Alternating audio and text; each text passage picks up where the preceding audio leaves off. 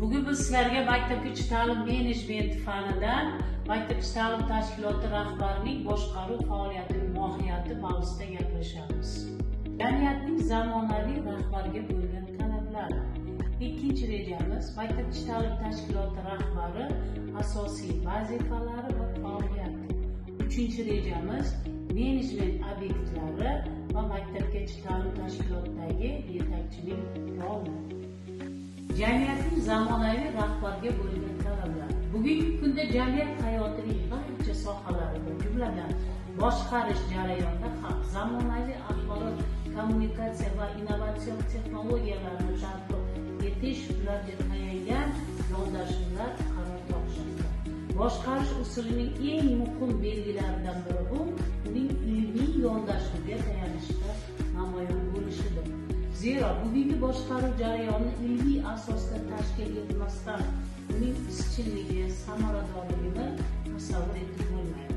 Albatta, rahbar shaxs muayyan sohani, korxona yoki tashkilotni samarali boshqarishi uchun avvalo yetarli malaka va bilimga ega bo'lishlari va rahbarlik salohiyati bo'lishi, ko'plab ma'naviy axloqiy hislari va fazilatlari sohibi bo'lishi kerak. Ma'lumki, ta'lim bu muayyan ijtimoiy ahamiyatga ega ma'lumotlarni yosh avlodga yetkazish jarayoni. Maktabgacha ta'lim tashkilotida u guruhda, sayrlarda, o'yinlarda, ota-onalar bilan muloqotda va hokazolarda amalga oshiriladi. Inson faoliyatining eng qadimiy turlaridan biri, ya'ni bolalar tarbiyasi, o'zining ko'p asrlik rivojlanish tarixi davomida sezilarli o'zgarishlarni boshdan kechirdi. Kundalik jarayondan ijodiy faoliyat natijalariga asoslangan, ya'ni ilmiy asoslangan tizimli o'zaro ta'sir majmuasiga aylandi. Jarayonda pedagogik texnologiyalarni joriy etish sharoitida maktabgacha ta'lim tashkilotida pedagogik jarayonni boshqarishni o'rganish lozim. Maktabgacha ta'lim tashkiloti boshqarayotgan rahbar quyidagi tamoyillarga ega bo'lishlari zarur. Boshqaruv tamoyillari va usullarini, rahbarning vakolatini, rahbarning ish vaqtini rejalashtirishni, boshqaruv mexanizmini, ishontirish mexanizmini, bo'ysundirish shaxslar bilan munosabatlarni, rag'batlantirish tartibini, mexanizmi va nazoratini bilishi zarur. Ijodiy yo'nalish prinsipi o'quv ta'lim jarayonini boshqarishda qo'llaniladi. Uni qo'llashning zaruriyati quyidagilar orqali asoslanadi. O'quv faoliyati turlarining har xilligi, ma'ruza, seminar, amaliy mashg'ulot, kollegiumlar, mustaqil ta'lim, malakaviy amaliyotlar, kurs ishlari va hokazolar. O'qitilayotgan fanlarning turli-tumanligi, ta'lim oluvchi shaxslarning o'ziga xosligi, muntazam rejalashtirish prinsipi, o'quv ta'lim jarayonini amalga oshirishda ta'lim muassasasining barcha bo'linmalariga qo'llaniladi. Moslashuvchanlik prinsipining holatda o'zgarib turgan sharoitda faoliyat ko'rsatayotgan rahbarlar qo'llaydilar.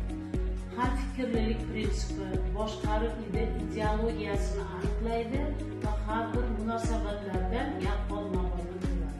Hamkorlik prinsipi kafedrani, fakultet, bo'lim hamda rektorat tomonidan boshqaruvda qo'llaniladi. Usuli rahbarning boshqa qo'l ostidagi rahbarlarga vakolatlar berishi, ularga imkoniyatlar berish, takliflardan foydalanish, ularga ishonish va ularning harakat rejalarini amalga oshirishga bog'liq bo'ladi. Ularga mos ravishda rahbarning o'zini tutishining 3 xil usuli mavjud. Demak, birinchi avtokratik, ikkinchi byurokratik, uchinchi demokratik. Avtokratik usul bu rahbar o'z g'oyalarini, qidirib topgan g'oyalarni, rejalarni hech kim bilan maslahatlashmasdan amalga oshirish bilan xarakterlanadi. Byurokratik usulda boshqaruv rasmiy tus oladi. Ya'ni instruksiyalar, buyruqlar, qo'llanmalar, qog'ozlar bilan ishlanadi. Uchinchi boshqaruvimiz demokratik usul rahbar va jamoani o'z-o'zini boshqarish faoliyatining optimal munosabatiga asoslangan bo'ladi. Uning xususiyati bajaruvchilarning rejalarini tuzish va amalga oshirish jarayonida faol qatnashadi. Rahbar tomonidan o'z qo'l ostidagilarga ishonch bildirilishi va ularni ruhlantirishni natijasida yuqori darajada unumdorlikka erishiladi. Maktabgacha ta'lim tashkiloti rahbari asosiy vazifalari va faoliyati.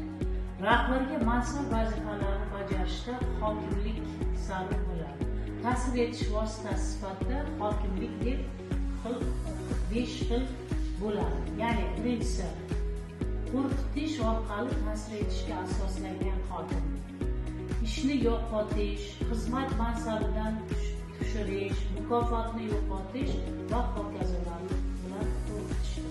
Ikkinchi, mukofotlashga asoslangan hokimlik. Qo'l ostidagilar ehtiyojlarini qoniqtirish orqali ta'sir qilish. Uchinchi hokimlik ekspert hokimlik.